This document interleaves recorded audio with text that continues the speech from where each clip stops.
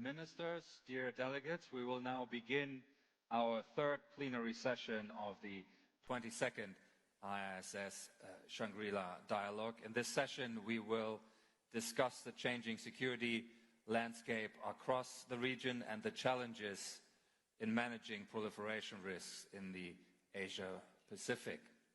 Countries in the region are, of course, modernizing and strengthening their national defense capabilities, and against that context, we want to explore ways of mitigating the risks of proliferation and the potential for confrontation. And I'm delighted to be joined here on stage by Dr. José Ramos Horta, the President of Timor-Leste, Richard Marles, the Deputy Prime Minister and Minister for Defense of Australia, and by Ruben Brekelmans, the Minister of Defense of the Netherlands. They will make their interventions from the podium, and we will then turn to Q&A as before. Remember, delegate badge into the microphone unit, press the button, you will join the queue. And we shall start with President Ramos Horta. And Mr. President, let me first congratulate you on the splendid news that Timor-Leste will become ASEAN's 11th member state, with full membership to be granted soon, probably later this year. Congratulations. And second, let me invite you to take the floor, Mr. President.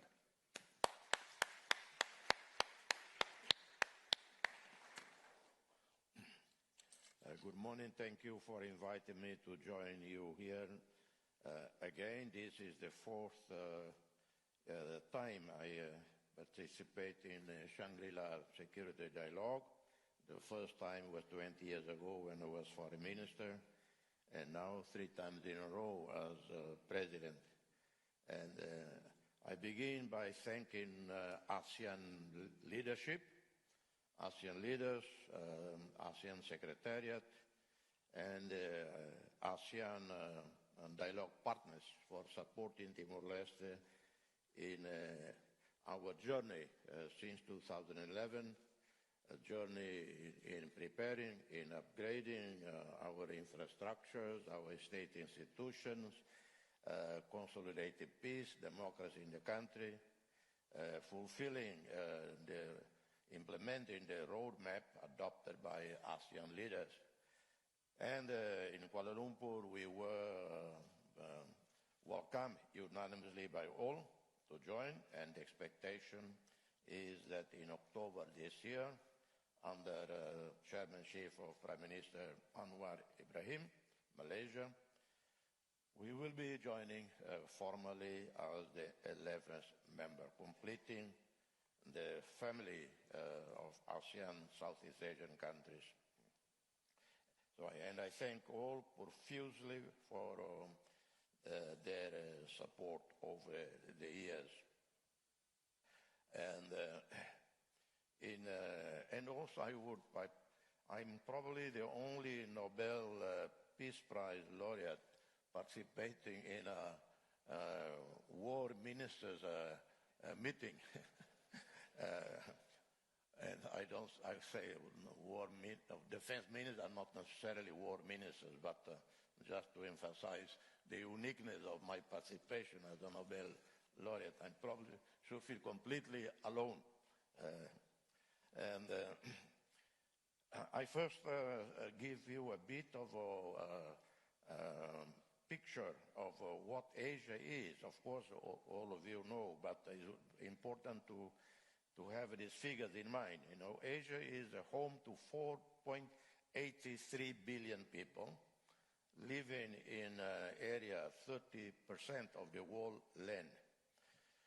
But at the same time, we have 1.7 billion people who are poor.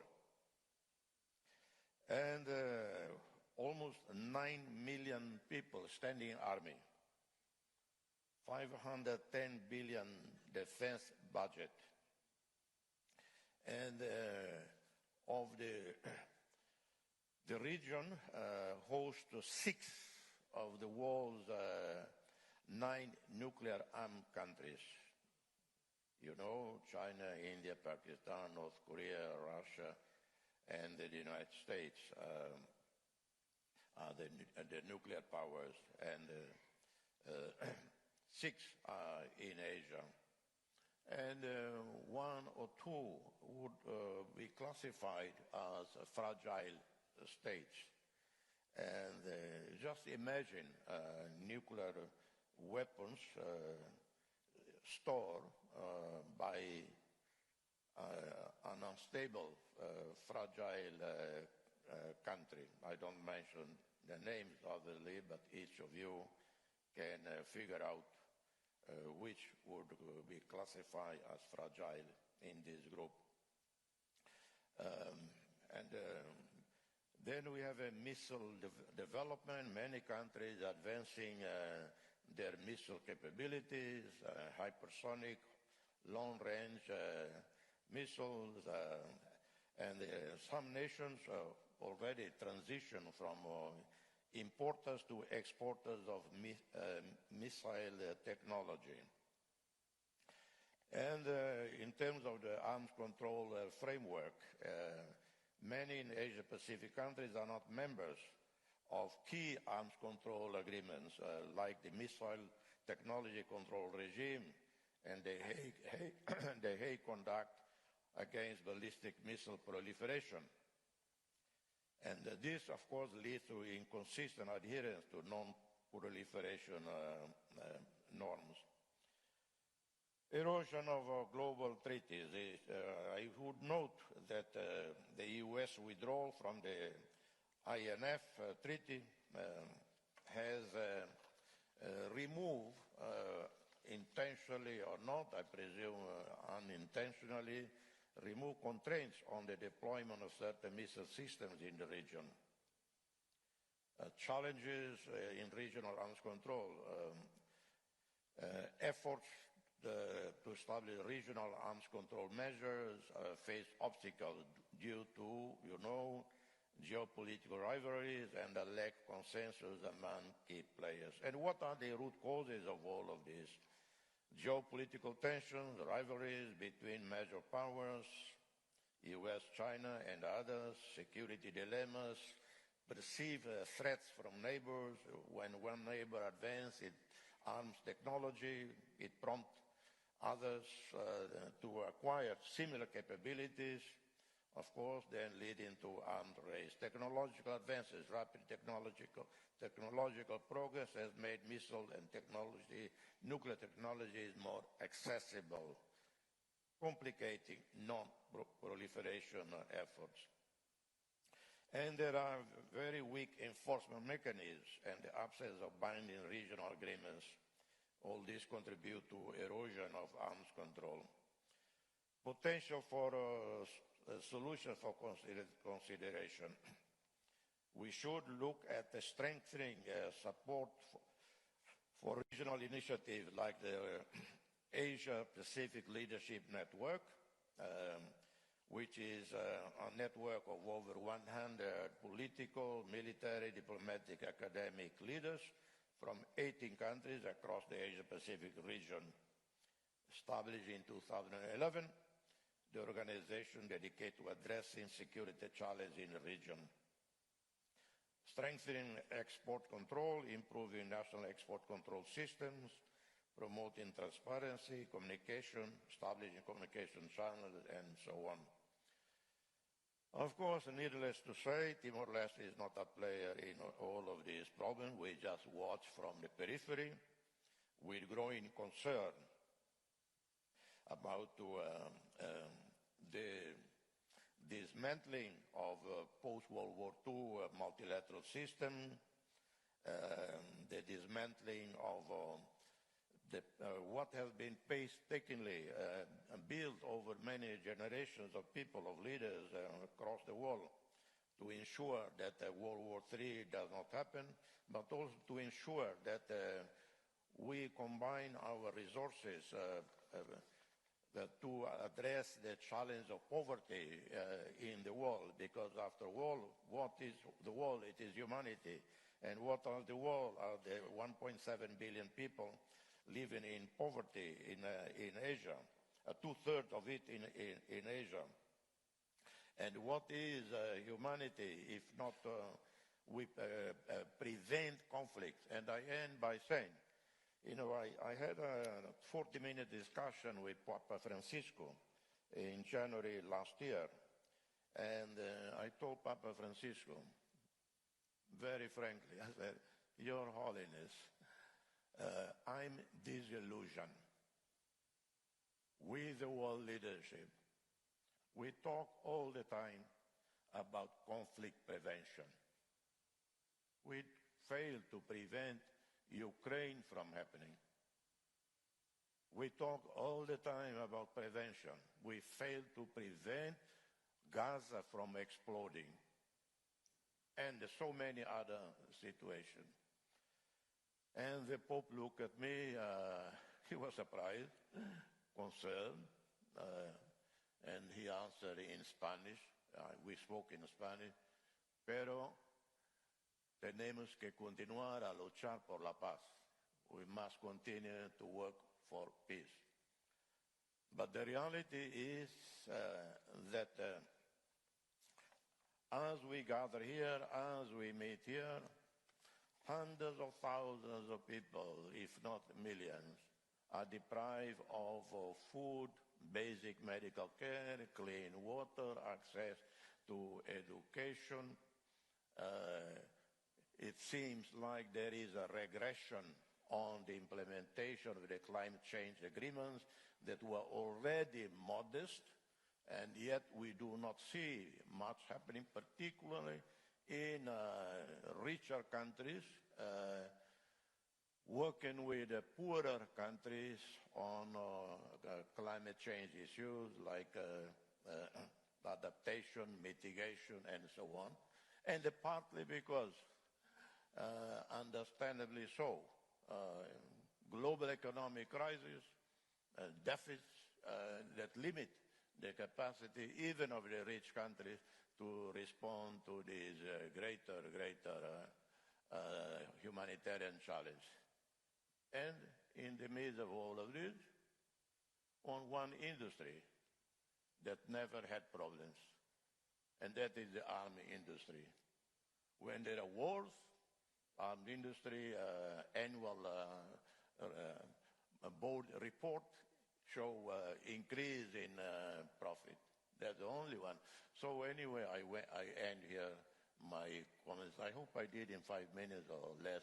Thank you. God bless you all.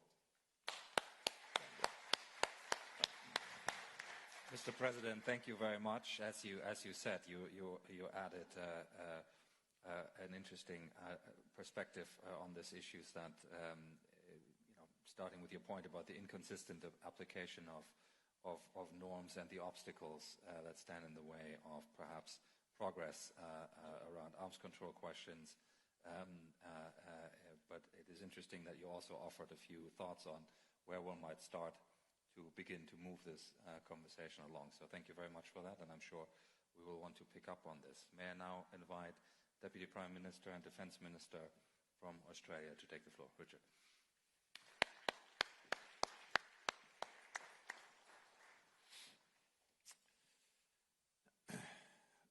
Well, could I thank you, Bastian, and IISS, and indeed the government of Singapore for holding yet another remarkable Shangri-La Dialogue. Can I also acknowledge my fellow panellists, Jose and Ruben. I'm delighted to be back here at the Shangri-La Dialogue, my fourth as Australia's Deputy Prime Minister and Minister for Defence. And it really is a credit to the government of Singapore and the IISS that the dialogue has become the indispensable forum to talk about Indo-Pacific security. Our region has become the world's most consequential strategic arena. And while war and disorder rages in European and Middle Eastern theatres, we cannot be complacent here. Resurgent geopolitical tensions mean the Indo-Pacific is not only the venue for the world's largest conventional military and nuclear rearmament, it has also become ground zero in the race for technological supremacy. So today's session on arms control and proliferation, a set of issues that sit at the intersection of military capability and technology is particularly apt. We owe the arms control regime we know today, this architecture of restraint, to the Cold War, when the fateful emergence of nuclear weapons and ballistic missile technologies drove an urgent global consensus in the need to de-risk US-Soviet competition. And it created the platform for one of the great achievements of multilateralism, the landmark Treaty on the Non-Proliferation of Nuclear Weapons, the NPT. This treaty not only became the indispensable framework to limit the spread of nuclear weapons, it and subsequent agreements formed the cornerstone of global non-proliferation efforts, first nuclear, then biological, and then chemical. The NPT has made the world safer. It remains as relevant today and is as important as ever. And it is essential that all of us remain committed to it. For our part, Australia conforming to the NPT is a fundamental tenet of our strategic and foreign policy. Australia acquiring a nuclear-powered submarine capability under the banner of AUKUS is essential to our national security and will play a part in providing geostrategic balance in the Indo Pacific. In moving down this path, at all times Australia will comply with the NPT, which is why we are pursuing the highest safeguard standards through an arrangement with the IAEA under Article 14 of Australia's Comprehensive Safeguards Agreement. Also emerging from the Cold War was the Strategic Arms Limitation Talks, the Intermediate Range Nuclear Forces Treaty, and the Missile Technology Control Regime. These were not acts of altruism, but pragmatic responses to the existential dangers of unbridled proliferation. These arrangements, while imperfect, provided crucial stability in an era where the risk of miscalculation could have been catastrophic. When the Cold War ended 35 years ago, many assumed the need for strategic control, arms control ended there too. And it is a measure of our times that this assumption has been proved to be so spectacularly inaccurate. The world now faces new and increasingly complex strategic challenges, ever more uncertain and unpredictable. The global architecture that provided a foundation for strategic deterrence and assurance has fallen into dangerous decline. The INF collapsed in 2019, leaving non-strategic nuclear weapons unchecked by a formal agreement. Russia suspended its participation in the last remaining binding bilateral arms control treaty between the United States and Russia, New START, in 2023, with the treaty itself set to expire in February of next year. And this leaves no legally binding limits on the strategic nuclear arsenals of the two largest nuclear powers for the first time since 1972. In a more interconnected world, bilateral controls are insufficient. More countries are invested in shaping the geostrategic environment.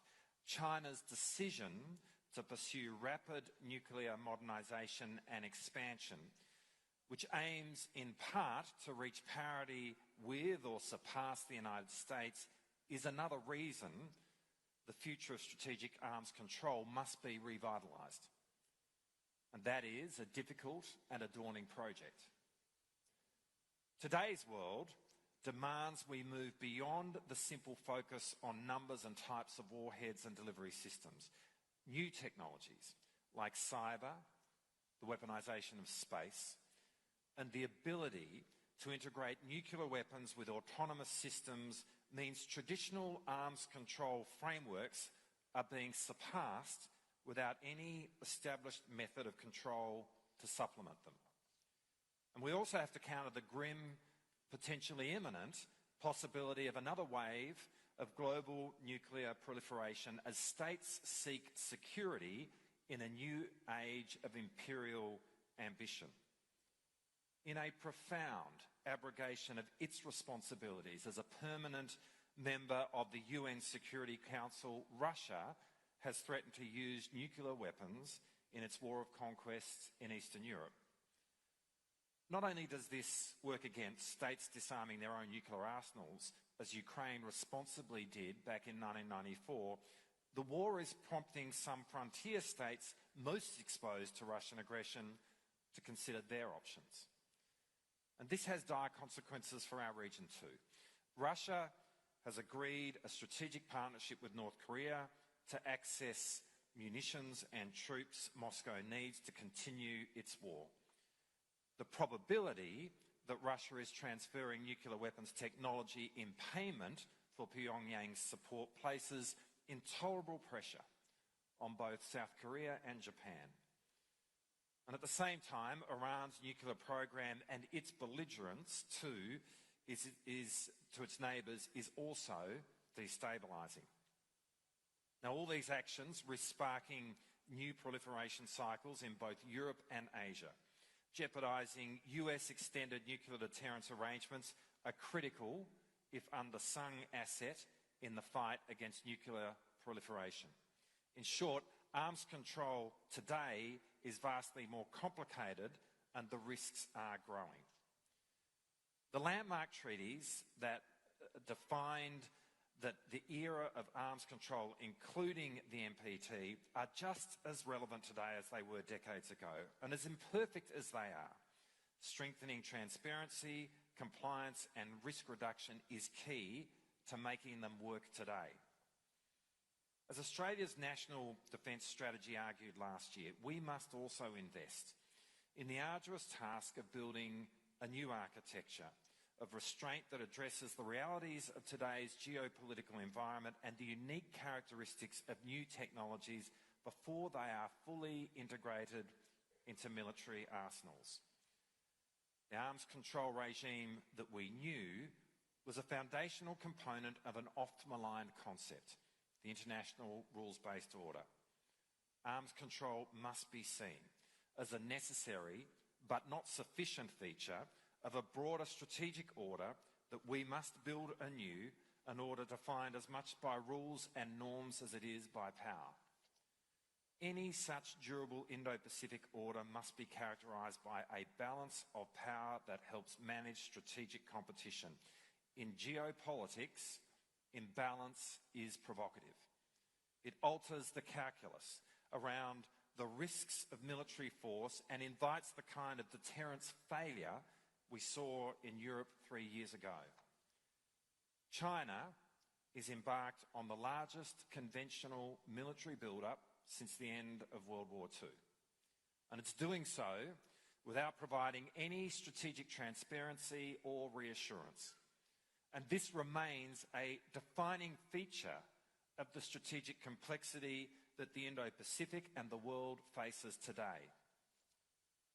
The commitment underscored by US Secretary of Defence Hegseth today that the Indo-Pacific is the United States' strategic priority is deeply welcome. The reality is that there is no effective balance of power in this region absent the United States. But we cannot leave it to the United States alone. Other countries must contribute to this balance as well, and that includes Australia. Through the largest peacetime increase in defence spending since the end of the Second World War, Australia is investing in a generational transformation of the ADF to ensure we are not only in a position to deter force projection against us, but also, and perhaps even more importantly, to contribute to an effective regional balance where no state concludes that force is a viable way to achieve strategic goals. Our government is making a generational investment into defence, and we will continue to make further funding decisions based on the assets and capabilities we need to play our part and to meet the strategic moment. A durable order in the Indo-Pacific must also maintain incentives to keep the peace. While a balance of power seeks to ensure that states accept the risks of territorial conquest are too great, they must also be convinced that the peace is too valuable. And in practice, this means both preserving and building the interdependencies among states in trade, investment, ideas, and people. De-risking supply chains is an unfortunate but necessary response to intensifying strategic competition. But letting this tip over into wholesale decoupling would be a grave mistake. Dividing the Indo Pacific into geostrategic and geoeconomic blocks would not only make us all poorer, it would make us more vulnerable to conflict. If opportunities are removed to become more prosperous through trade and investment between states, key incentives are also removed to keep the peace. Interdependence is no panacea, but nor is securitization, which imposes only binary options and counterintuitively undermines deterrence. Liberal trade matters.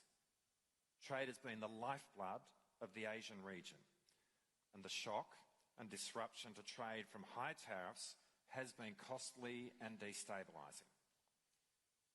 Australia will always ensure due attention is paid to the requirements of security, and likewise we will continue to advocate for closer regional trade and investment integration, for the free flow of people and ideas, and for investing in the region's unique multilateral structures that support all of this, above all ASEAN and the Pacific Island Forum. Now, when I attended the dialogue last year, I was really struck by President Prabowo's speech in which he said the nations of the world both depended on and demanded the wisdom and statesmanship of great powers. No fact illustrates President Prabowo's point more acutely than the re-emergence of strategic nuclear competition and the technological tools that make this competition even more dangerous. A stable and durable regional order, inclusive of urgent arms control requirements, won't be possible unless all countries pursue their strategic aims in a manner that respects the sovereign rights of others, the obligations imposed by international law, and the global rules-based order. And the effectiveness of such arms restraints will ultimately be the test of our times. Thank you.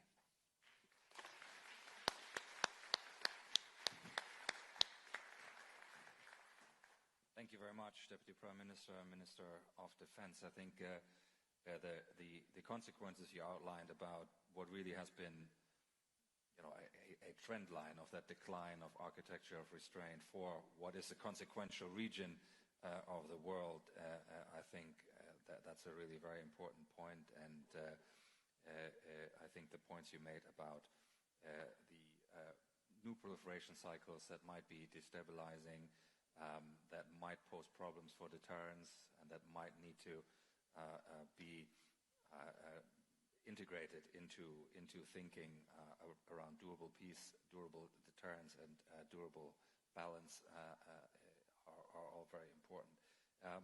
Ruben Brekelmans, if I may ask you, please, to take the floor and offer your remarks.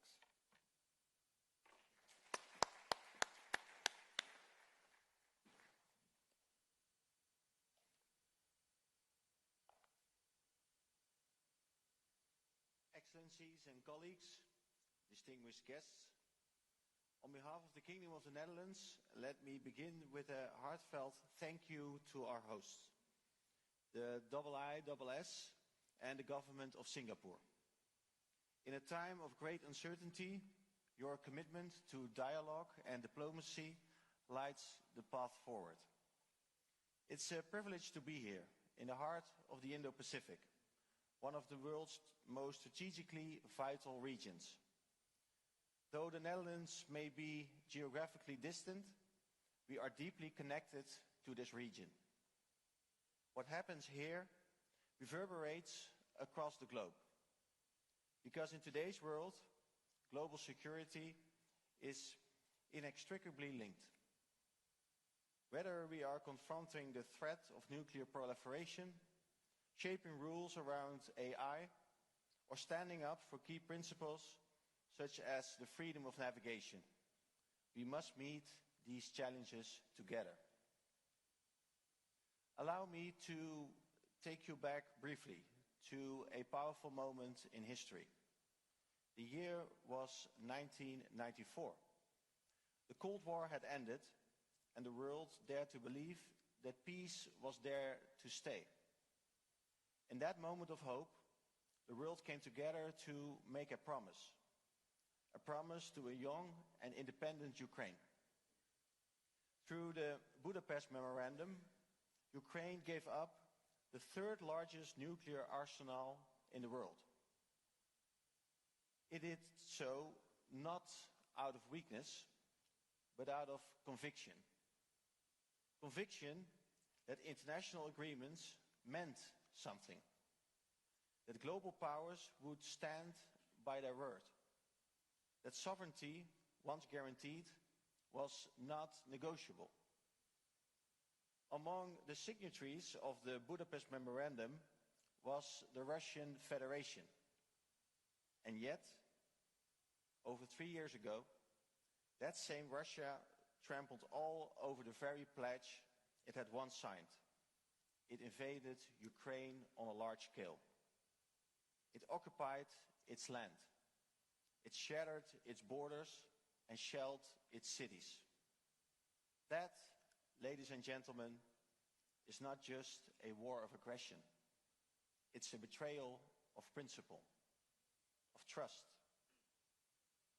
A betrayal of the fundamental idea that disarmament, diplomacy, and dialogue are safer than arms races and war.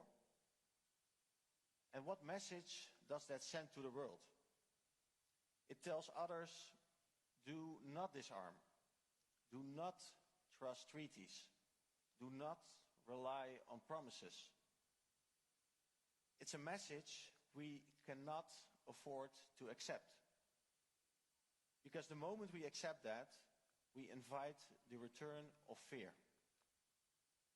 We will open the door to arms races, to nuclear brinkmanship, and to the dangerous principle that might makes right. And we are seeing this happen, also here in the Indo Pacific.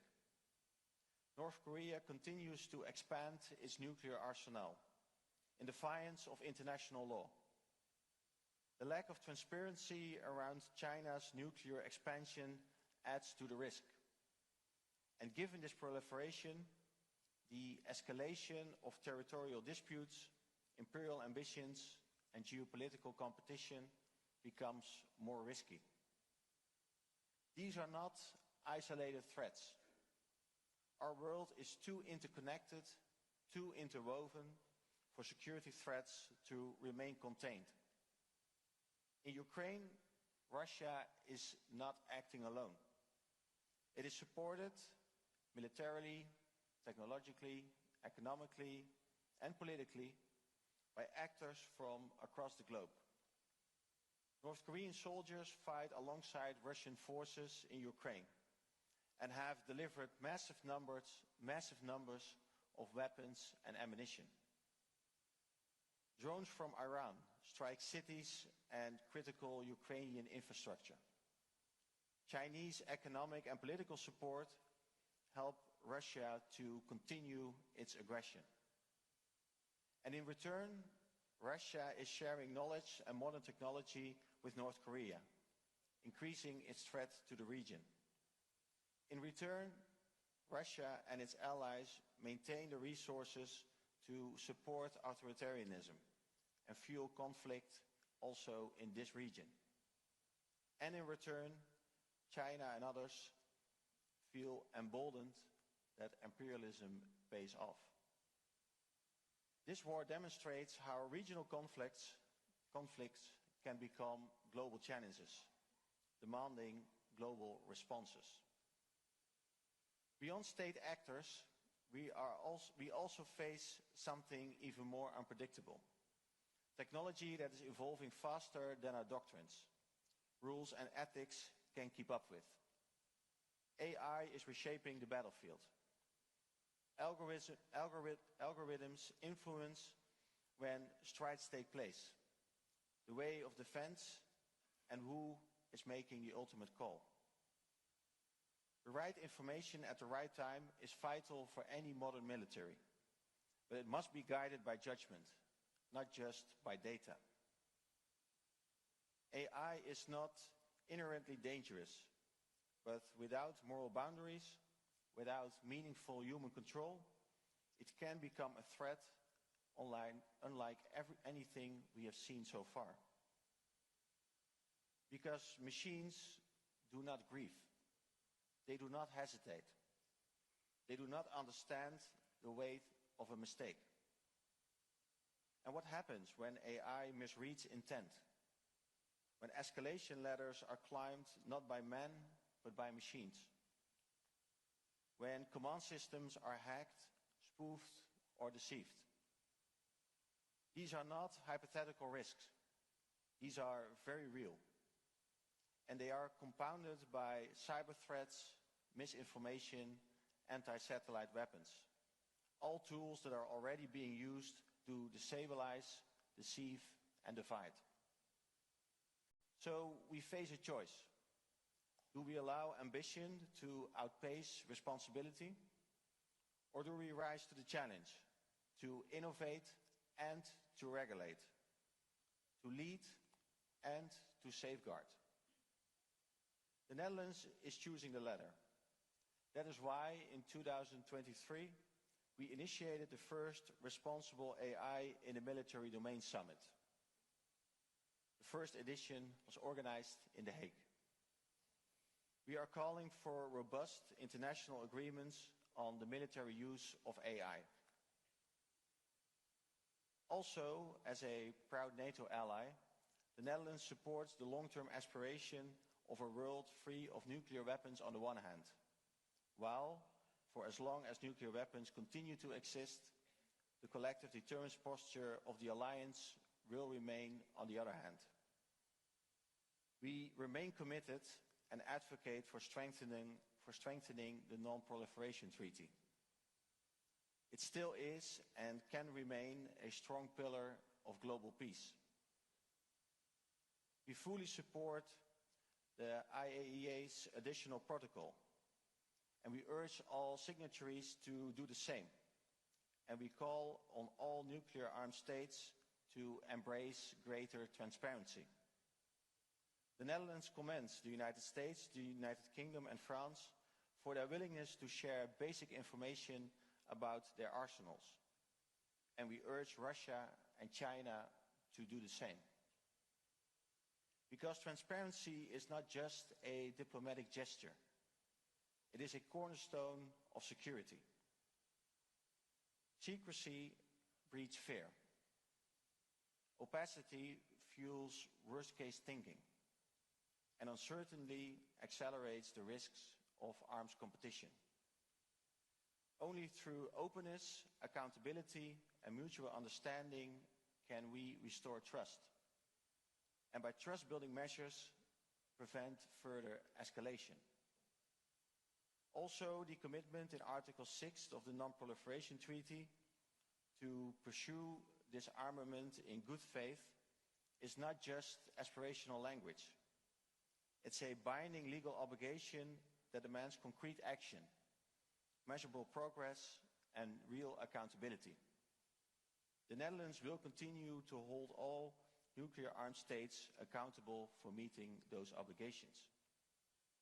And at the same time, we must intensify regional and global dialogue, strengthen crisis communication channels, rebuild confidence through cooperation, because without cooperation and without communication, there can be no trust.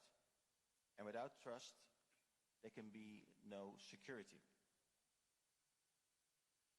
Colleagues, in a world spinning faster and faster, in which AI is evolving overnight, in which threats are no longer confined by borders or treaties, we must stand firm. We must stand together to uphold the Non-Proliferation Treaty, to confront the nuclear threats of our time, to responsibly govern the technologies of tomorrow, and to remind the world that peace is not weakness. It's our highest calling. The Netherlands is doing its part. We are working with NATO to combat disinformation. We are supporting the peaceful use of nuclear energy under strict conditions. We are helping to enforce UN sanctions against North Korea. We are standing by Ukraine. not just in solidarity, but in defense of a world in which promises do matter. And we are contributing to peace and security in the Indo Pacific, because your security is our security too. A unique example and proof of successful multinational security cooperation here in the region is United Nations Command, UNC, in the Republic of Korea. UNC was born out of crisis, but will soon be celebrating its 75th anniversary. The freedom our veterans fought for 75 years ago should never be taken for granted. This is why the Netherlands continues to contribute to the United Nations Command, to enhance peace and security on the Korean Peninsula and in the region. Ladies and gentlemen, the world is watching, the next generation is waiting, and history is being written here and now. Let us write it together. Thank you.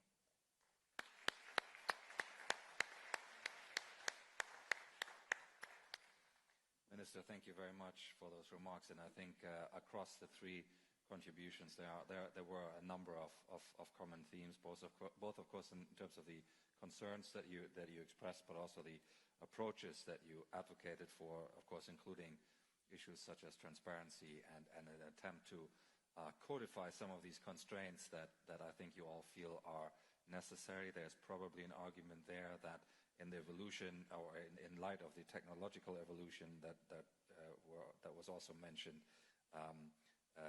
how one goes about codifying them is changing as well. So we might have to tackle the question of how that looks in the future. So we'll now take a group of questions, and we already have some 20 or so who are seeking the floor. So we'll take a first group of questions, and then we'll return to the panel for a round of answers, and then we'll do a second, and we'll see whether we can manage a third round as well. First, please, from Thailand and from the Young Leaders Group, Tita Sangli. Thank you. I just have one general question. Years of maximum pressure has failed to discourage North Korea from aggressively developing its nuclear weapons, and military solutions are also unrealistic. So do you think a formal recognition of North Korea and its reintegration into the global non-proliferation system can still change Pyongyang's behavior? Thank you. Thank you very much. And we take next, please, from the ISS, Alexander Bolfras. Thank you. My question is for the entire panel. We heard about the historical role of U.S. extended nuclear deterrence as a tool of proliferation, and I wonder how credible the American nuclear umbrella looks from your capitals in the era of American tough love. Thank you. Thank you very much. And we take from China, Jin Lu. Thank you, Dr. Gingerik. My question goes to Deputy Prime Minister of Australia. As an ally of the United States, what changes do you envision in the Trump administration's non-proliferation policy? And what's your expectation of the future of AUKUS? Thank you. Thank you very much. Can I please ask from the Philippines and the Young Leaders Group, Janelle John Domingo. Thank you very much. My question is for the Minister and the Deputy Prime Minister. The region has been seeing the rapid and opaque expansion of nuclear arsenals and ballistic missile capability, particularly by an NPT-recognized nuclear weapon states. Now, China remains the only ballistic missile-capable state in the region that refuses to join the Hague Code of Conduct. And there are many good reasons why the Chinese have refused, which include its non-binding nature and its exclusion of cruise missiles. Do you think these are fair, and would you be willing to revisit the Hague Code of Conduct to accommodate China's concerns? Thank you. Thank you very much. From the United Kingdom, John Chipman. John. Thank you very much. I noted Richard's remarks that the arms control regime has collapsed, resulting in no regulation of the nuclear balance of power. It's called for more attention be given to cyber and AI. Rubin saying the same thing about the importance of responsible use of AI in military affairs. Of course, during the Cold War, there was a very complex accounting system, as Bastian suggested, for measuring the nuclear balance of power. Accountable warheads, delivery vehicles. If, for example, a missile was tested with 10 warheads, every deployed missile was counted as having 10 warheads, regardless of its actual load. So 90% of the time in arms control negotiation was spent on the units of account and how to calculate balances. What on earth will be the units of account and the regulatory system around measuring AI, cyber, and the like? Are we anywhere near the beginning of calculating how to count these things and therefore how to assess appropriate balances? Thank you very much, John. I'll take two more from the Young Leaders Group, and then I'll return to the panel. Richard, I'm just going to put you on notice since you have, I think, the largest share of direct questions. I'll ask you to go first in a minute. But can I please have from Indonesia, Gatra Priyandita? Thank you so much, Dr. Giegerich, and thank you, Excellencies, for your remarks. My question is primarily for Deputy Prime Minister Marles and Minister Rekkelmans, and it's about the proliferation of another dual-use technology, which is spyware, cyber-intrusive capabilities, and other kinds of offensive cyber capabilities. While these products are obviously very important for national security and law enforcement, we have seen them being misused for repressive reasons by both state actors as well as non-state actors. Regulation industry remains very light. There are international arrangements like the Palm Mall process to address them. For the most part, I think a lot of states, including those that host a lot of spyware companies, have not been taking this issue as seriously. How do your governments plan to ensure transparency and accountability in the deployment of these tools internationally? Thank you.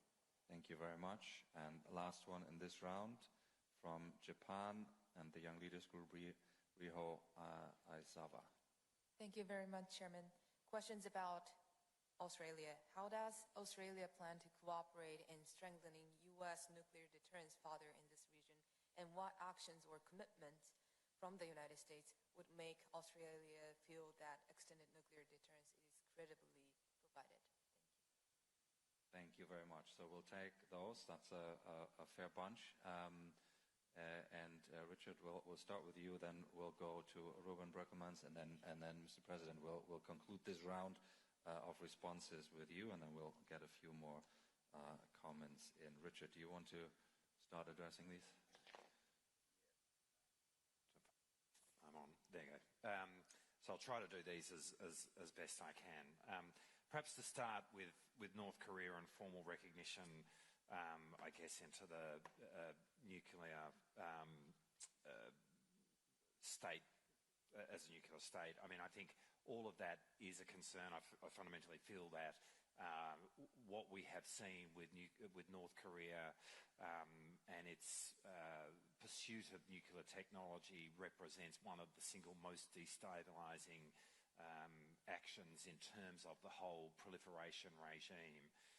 If there is ultimately a recognition that in any respect that is valid, then what that will lead to, I think, as President Macron said last night in respect of Iran, is a very dangerous circumstance indeed. A couple of questions went to the US nuclear deterrence and the credibility of that. As I said in my opening remarks, that the US nuclear extended deterrence is actually a contributor to global stability within the framework of what we have under the NPT, and it remains an important feature of maintaining stability in the world, and that is certainly how we see it.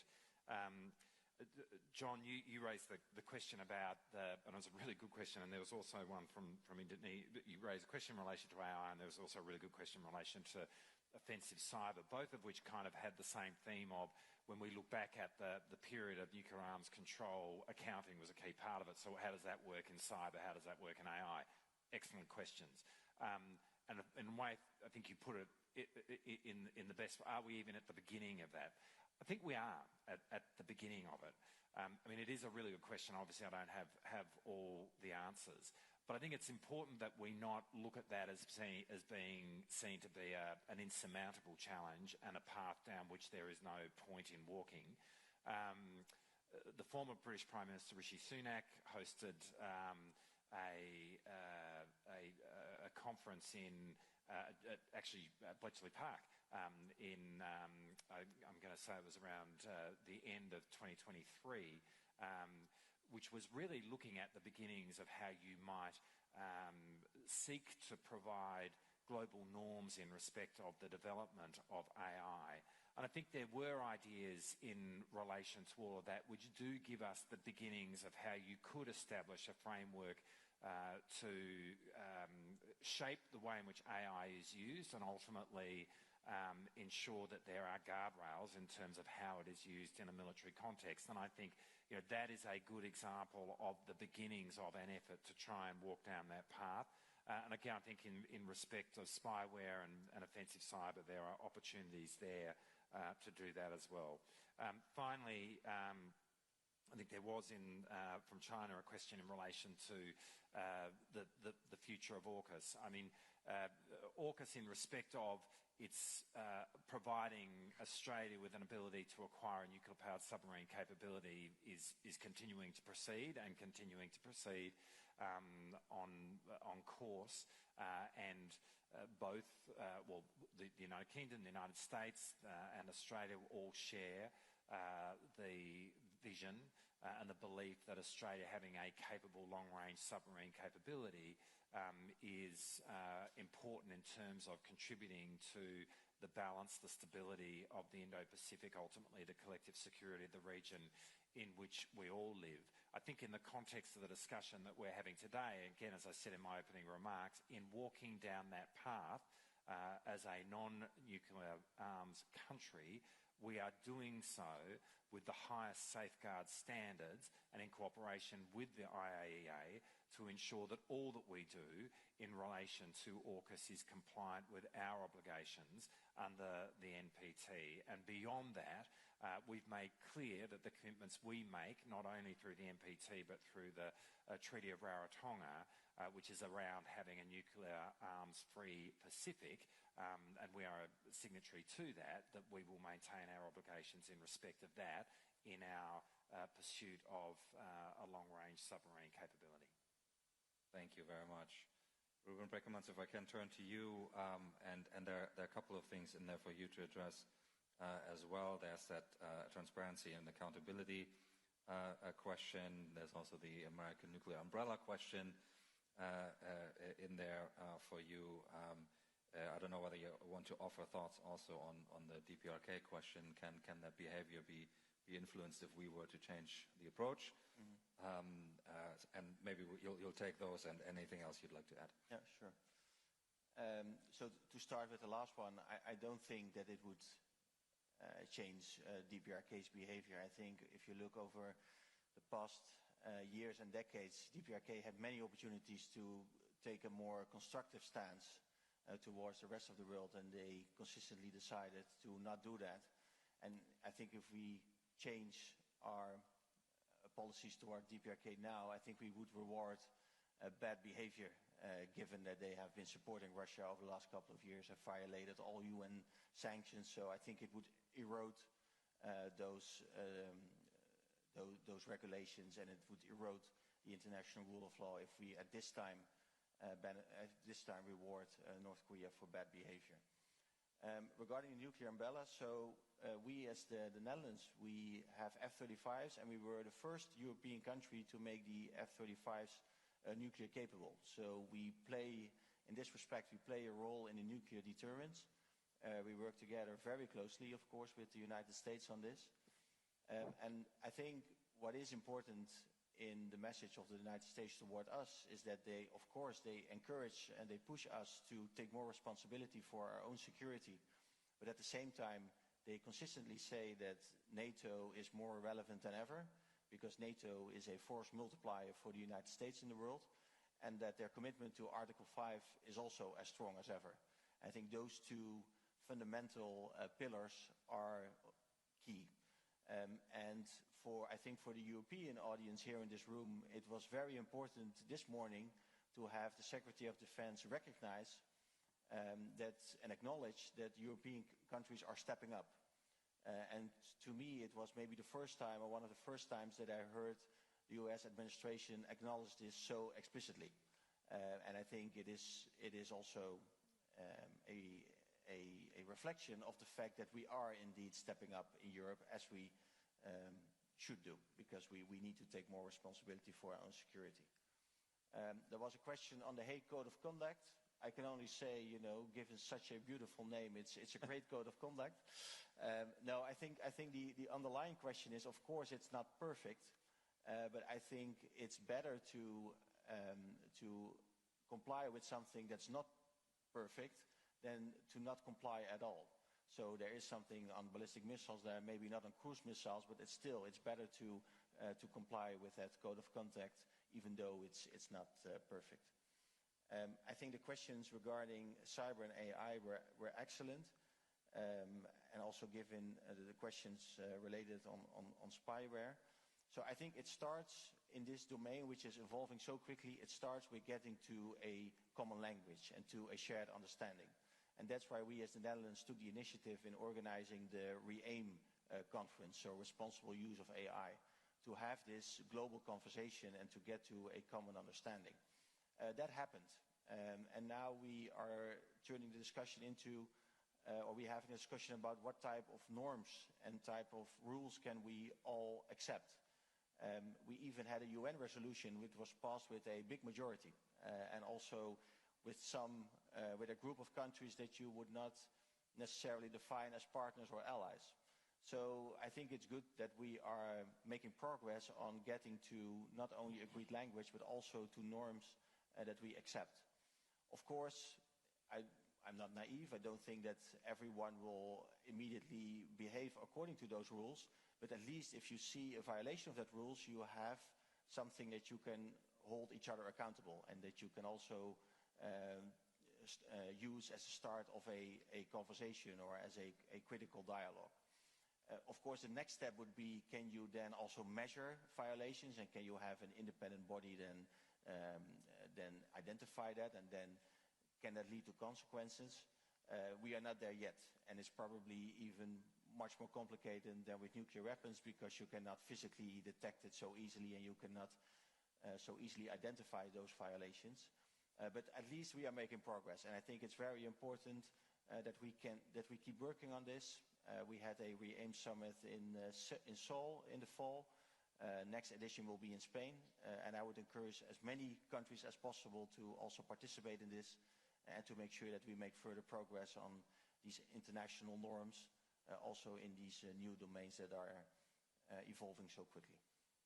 Thank you very much. Mr. President, may I turn to you to offer a few thoughts perhaps on these overarching questions of how do you get to mechanisms if the accounting of old is perhaps no longer the right way, and we need to step into behavioral or an understanding of the behavioral norms that should apply around proliferation and arms control.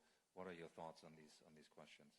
And of course, if you'd like to add anything on the North Korea question as well. Well, as I mentioned in my remarks, countries arm themselves as they see the perception of they see their neighbors, they trust or not, or they watch events elsewhere.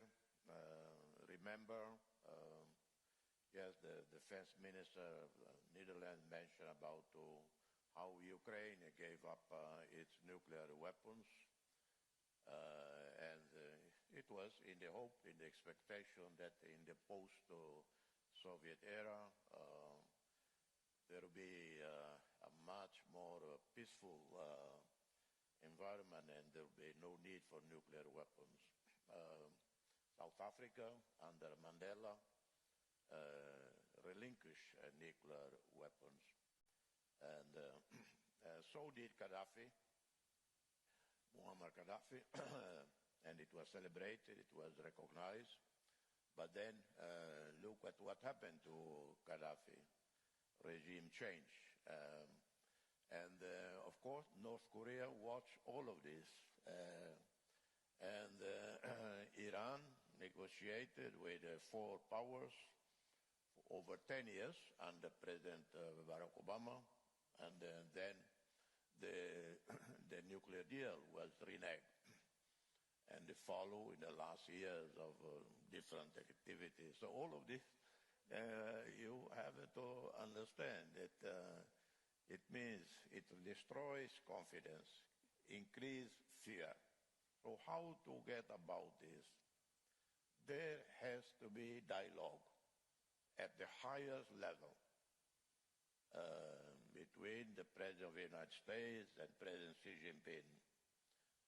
Because if the perception, if you convince yourself again and again that China is a threat, and China is not only a rival, yes, China is a rival, but not necessarily a threat. Maybe threat to your economic superiority. Maybe inevitably China might catch up and become the number one economic power. Well, so be it. It might change again. And years ago, many generations ago, India was the number one economic power in the world, until the British came in and then rip off India, and India became one of the poorest. Well, if you listen to Shashi Tharoor, whom I listen almost every day, and but this changed, because it is so important for peace, security in Asia, in the world, and so important for addressing issues of poverty, of climate change, that the powers that be talk to each other all the time. When you don't talk, you start getting suspicious, you read, you hear information. So mechanisms of prevention. And let me tell you, I know these things from personal observation and experience. Well, don't ignore the Russian population living along the Ukraine border with Russia after the end of the war, after the Cold War. Also, don't forget right now, the Serbians who live in an enclave in Kosovo. And in my country, we have 4 religions, majority Catholic, but we have zero religious tension. We have a multi-party system. We have zero political violence. We had a past conflict, and yet zero hatred, zero anger. Because the leadership tried to lead the people to a new chapter in our history, reconcile. Today we are member of ASEAN, already accepted, because Indonesia changed. President Prabowo was here 2 years ago, and I was here listening to him. He praised our relationship, Timor and Indonesia. And so only through reaching out, understanding the other side, that you can prevent conflicts. Yesterday, President Macron spoke here. He said about double standards undermine our credibility. Well, we talk about Ukraine, the suffering of the Ukrainians, impose sanctions, and then what happened in Gaza? So we lose credibility. The world loses credibility. And let me tell you, I'm the one who nominated the European Union for the Nobel Peace Prize. The Nobel Committee in Oslo were totally surprised. Why would I nominate the European Union? So I have I have a great admiration and support, and I want to see an Europe that is prosperous, that is stable, that can play a role as bridge. As I hope that ASEAN evolve into a bridge builder in the region and doesn't fall into the trap of force to side with one side or another in this geopolitical rivalry. Thank you very much, Mr. President. We have time for another round of interventions from the audience. And first, I'd like to call on Raksme Him from Cambodia. Thank you, Mr. Chairman, for giving me the floor. My name is Him Rasmay from the Cambodian Center for Regional Study. I would like to direct my question to the Minister of Defense of Netherlands and Minister of Defense of Australia. Minister Breckman mentioned about the global security architecture post-Cold War, which saw proliferation of treaties, international law, and liberal value and norm that shape the global order that we are living in today. And Deputy Prime Minister Mal also specifically highlighted the importance of balance of power and risk of imbalance of power, especially when it comes to nuclear weapons. My question to the two different ministers is that now that with the war in Europe and tension and flashpoint in the Indo Pacific, what went wrong in the past 30 years that contribute to the conflict and tension today? And in your view, what were the key lessons learned from the past 30 years that Europe and Indo Pacific need to learn to stabilize regional and global order moving forward? Thank you. Thank you very much. And from Malaysia, Angeline Tan. Thank you, Chairman. My question is for all of the speakers. In managing proliferation risks, there is increasingly a preference for minilateral and bilateral approaches. And although this may be more efficient, it often excludes the interests and concerns of smaller countries who are often left at the periphery of major power competition. My question is, what are the prospects of multilateralism today? And are there any specific mechanisms that we should be focusing on? Thank you very much. And from Vietnam, Kang Phu.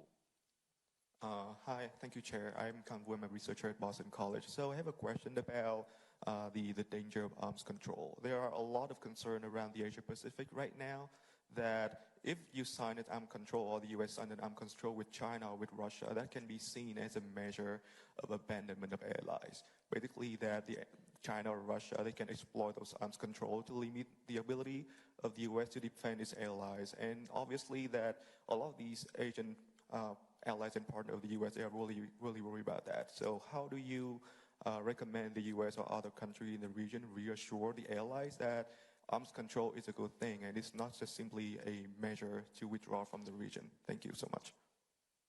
Thank you very much. And from Indonesia, Jasmine Afina. Thank you very much. I'm encouraged by the mention of the Responsible AI in the Military Domain Summit, or REAIM Summit. I work for the United Nations Institute for Disarmament Research, so UNIDIR, and we've been fervent supporters, including through the organizations of regional consultations to support REAIM just last week for Asia Pacific in Seoul. So I have two-part question. So first is, considering that AI is bringing forth a lot of questions around proliferations due to its general purpose nature and dual use nature as mentioned earlier, but also intangible, and its risk into proliferating into the hands of non-state armed groups, what will be the role of industries in preventing the proliferation of such technologies? Because I know that they are taking part of the REAIM Summit, for example, but beyond that, could we perhaps look into voluntary commitments by industries and non-state stakeholders? And then second is, with regards to the proliferation of these technologies and non-proliferation efforts, we also must take into account the fact that these technologies also bring a lot of opportunities for smaller countries. And so how can we strike the right balance between leveraging the opportunities these technologies may offer for international peace and security for smaller countries, while at the same time preventing proliferation into non-state armed groups? Thank you very much. Thank you very much. And we'll have next Morgan Michaels, please. Morgan. Thank you, Bastian. My question is for President Horta. Although it's the biggest ongoing crisis in the region, the war in Myanmar remains relatively low on the list of global priorities, perhaps because the violence is confined to the country itself, at least for now. But as we've seen, Myanmar has emerged as the epicenter of a billion-dollar scam industry, as well as other transnational threats like human trafficking and narcotics that are afflicting the region. My question is, how do we prevent global leaders from ignoring certain security issues at their own peril? Thank you. Thank you very much. And we'll have from Thailand, Surachani Srijai. Thank you, Chair. My question is also to President Ramaphosa. So, as a Nobel Peace Laureate, what's your opinion about the concept of deterrence through enhancing military capabilities? Because ultimately that could also mean armed proliferations. Is it paradoxical to the concept of peace at all, especially when we're seeing an erosion in rule-based world order? Thank you. Thank you. And one more in this round from India and the ISS, Vipatrap Vikram Singh. Vipatrap, over to you. Thank you, Bastian. To the whole panel, we're seeing a generational shift in our societal relationship with technology, information and security, from AI-generated content, cyber-enabled information operations, and disinformation campaigns. Given the role that perception plays in shaping our understanding of threats and how we respond to them, I'm curious to understand how your countries are preparing to manage such a contentious information environment, and whether there are any safeguards that you are looking to implement that might help your governments and militaries better manage such an environment. Thank you. Thank you very much. So let's turn to these questions. So, President, I'm going to turn to you first, perhaps to answer the 2 points that were put to you directly. There was the question using Myanmar as an example, which has become the epicenter of a particular kind of threat linked to the scam industry, human trafficking, narcotics. How do we make sure we don't overlook that challenge as leaders are focused on other global issues? And then the question addressed to you as a Nobel Peace Laureate, how do you think about the relationship between deterrence and peace? Between deterrence and peace. Are they paradoxical, was the question. That is. Deterrence, military deterrence. Oh, deterrence.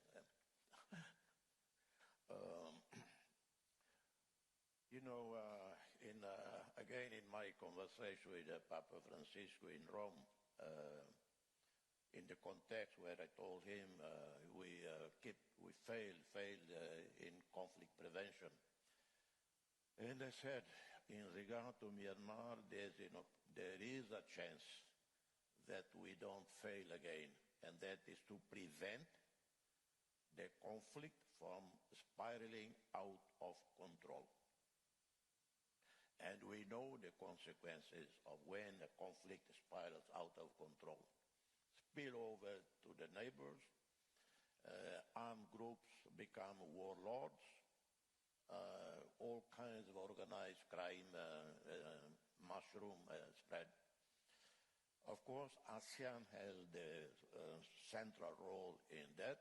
It has done its best through the special envoys of each chairmanship of the last 3 years. And I have always been a proponent for a dialogue without preconditions. Ideally, it would be ASEAN plus whatever country ASEAN chooses, whether China and the US and a combination of other countries, but with central role by ASEAN to promote a process beginning of dialogue without preconditions involving everyone, the Tatmadaw, the ethnic armies, the NUG, the National Unity Government. without precondition. Get under a tent and talk. Get everything out of your mind, out of your chest, and talk.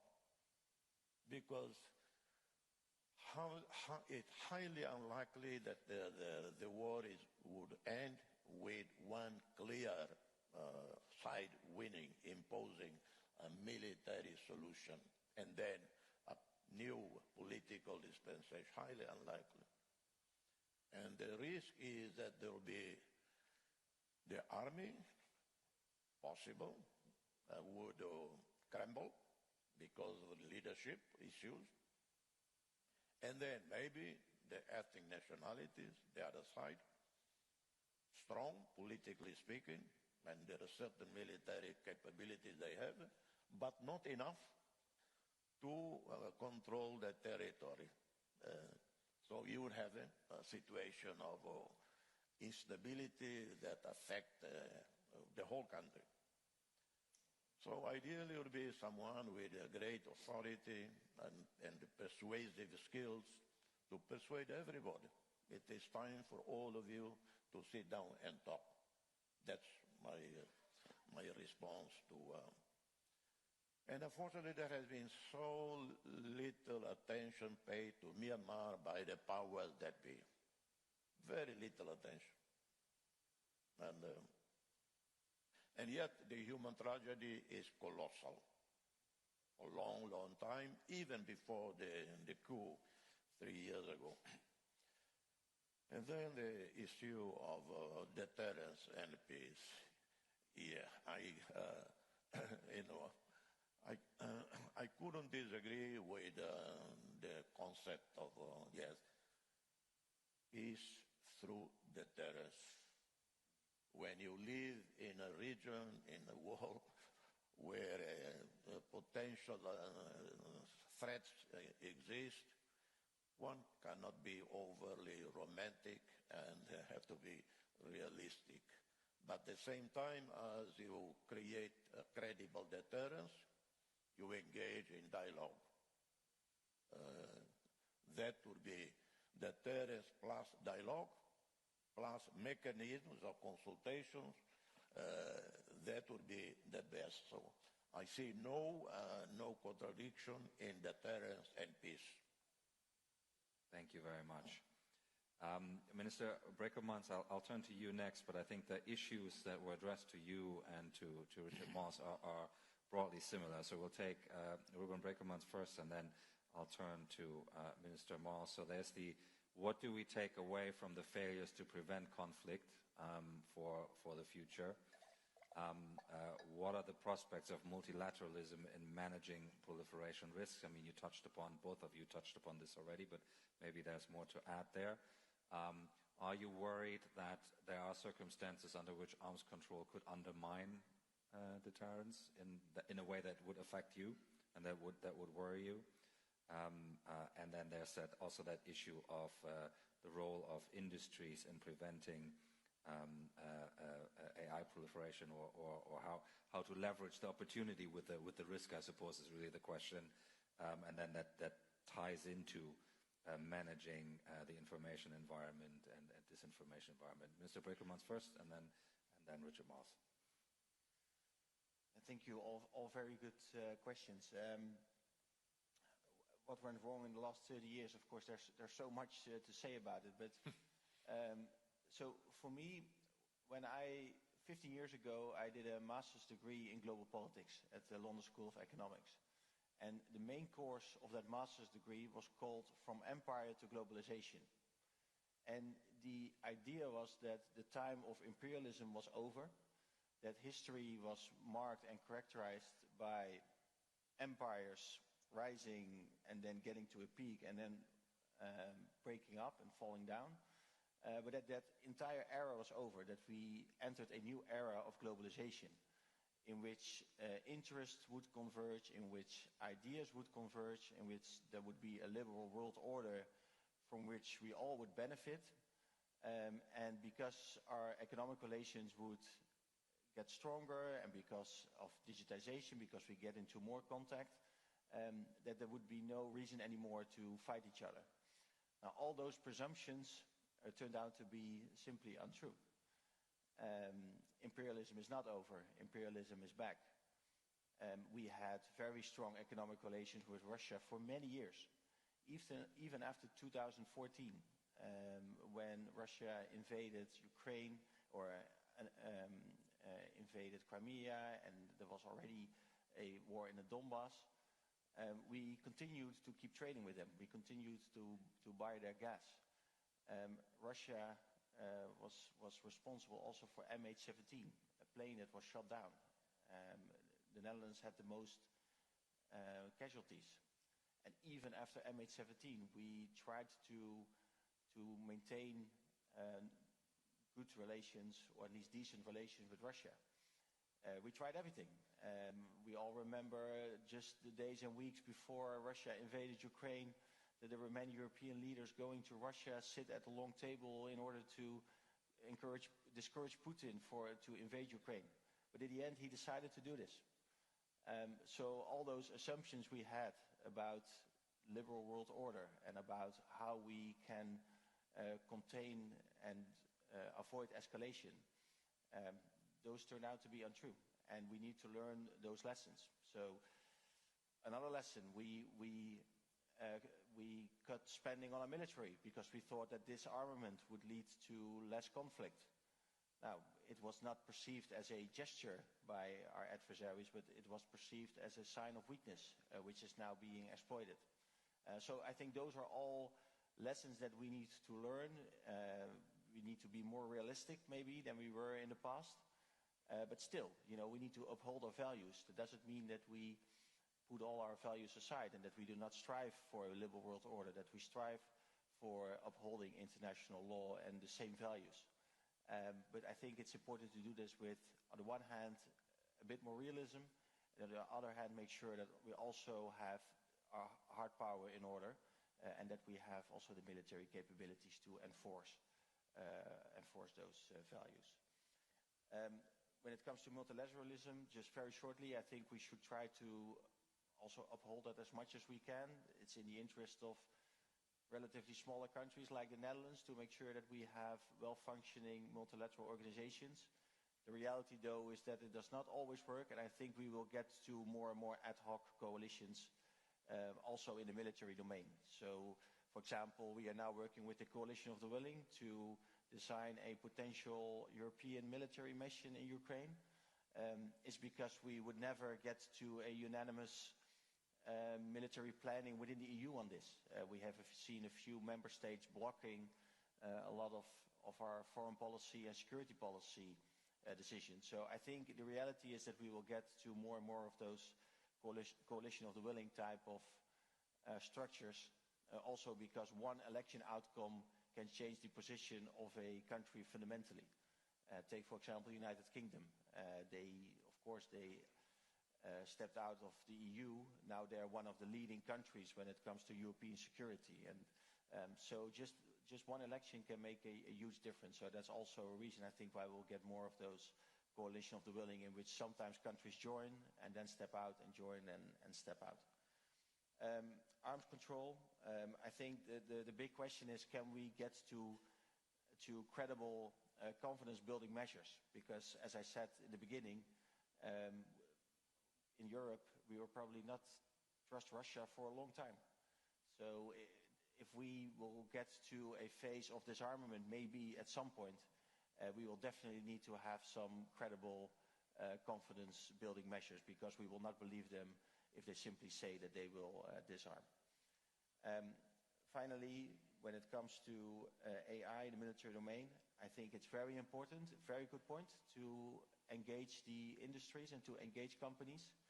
I do also see that as one of the major next steps that we need to take. So I think it's, as I said, it's good that we have gotten to common language, and that we have norms that were accepted by a big majority in the United States General Assembly.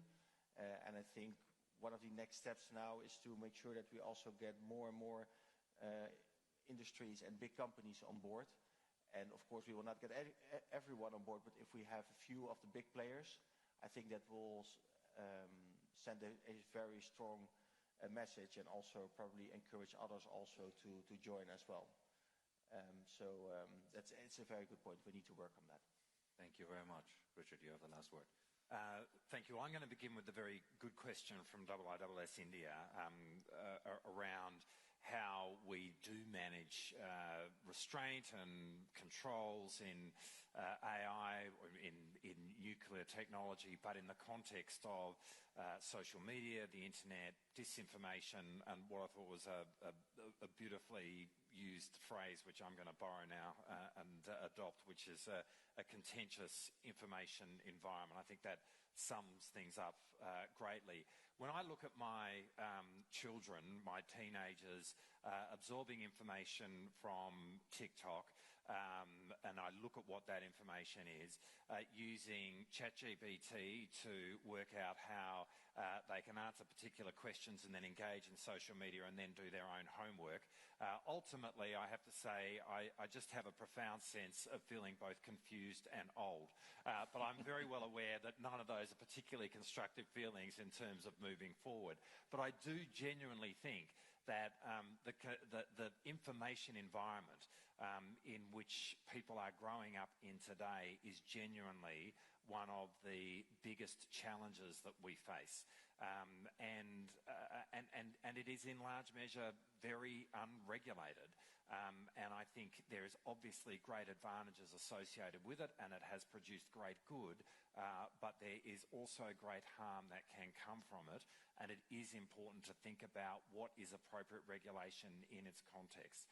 I don't have all the answers, but one thing that we have done in Australia is to limit the use of social media for kids under the age of 16, which is to start the conversation about the fact that there does need to be some responsible or limits around how people engage in this environment, so that people at least are in a position to learn how to discern what information they ultimately absorb.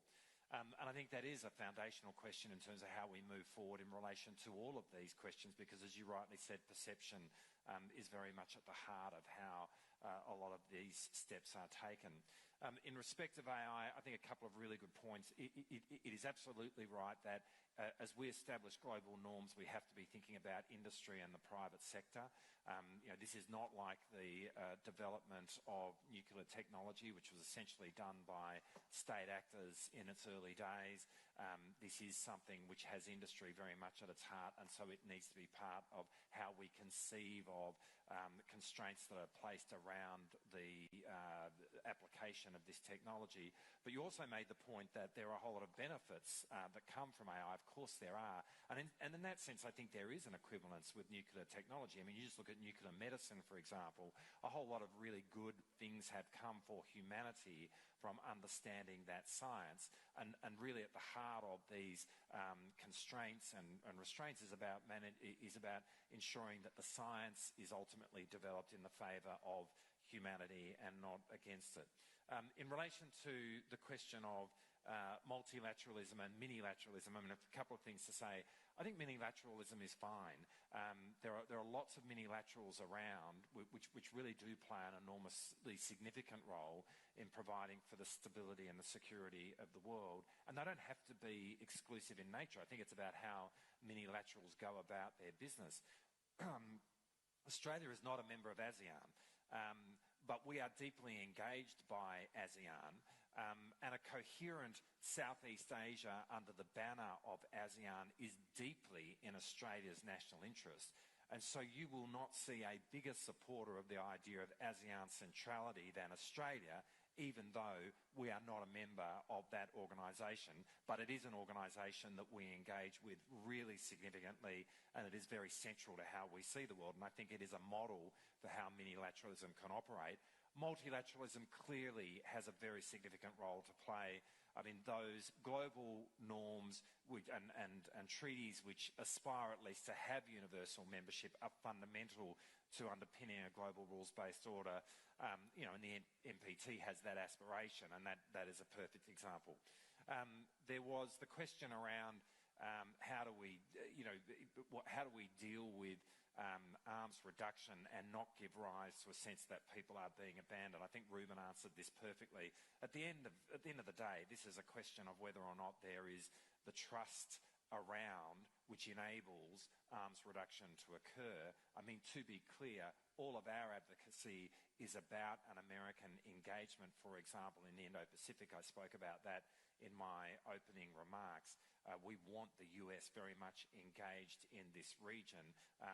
US extended nuclear deterrence means that a country like Australia doesn't need to think about going down those paths. Any form of arms control can only happen if there is strategic trust, which enables that to occur. And that leads to the final question, which was in fact the first, around what's gone wrong in the last 30 years. Jose talked about the fact that he thought it was fine to have deterrence coupled with dialogue. I like that, the way in which that is put. I was going to say we need balance, or what's gone wrong is a failure of balance and strategic transparency. I actually think those two things are pretty much the same. We need to have balance in the world, but there needs to be the dialogue and the openness in terms of why countries have military capability, which enables there to be a strategic transparency and reassurance around the having of those arms. And that is the basis upon which you will have peace and ultimately walk down a path of arms constraint. Richard, thank you very much. That concludes our third plenary session. Thank you very much, Mr. President, Deputy Prime Minister, Minister Brekelmans. Thank you so much for taking us through your thoughts on managing proliferation risks in the Asia-Pacific. We shall now break for lunch, and then the afternoon program continues here with the special address at 2:45. So let me invite you to thank our speakers.